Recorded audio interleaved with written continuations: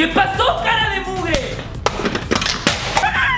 ¡Ay, estos niños! ¿Qué hiciste, Junior? Rompiste la licuadora de mi mamá. ¿Y ahora qué vamos a hacer? Ya sé qué hacer. Déjamelo todo a mí. A ver, ¿qué pasó aquí? ¡Me rompieron mi licuadora! No, mamá, le rompimos la licuadora vieja porque le compramos esta licuadora nueva de última generación. Ah, bueno, si es así, los perdono por esta vez.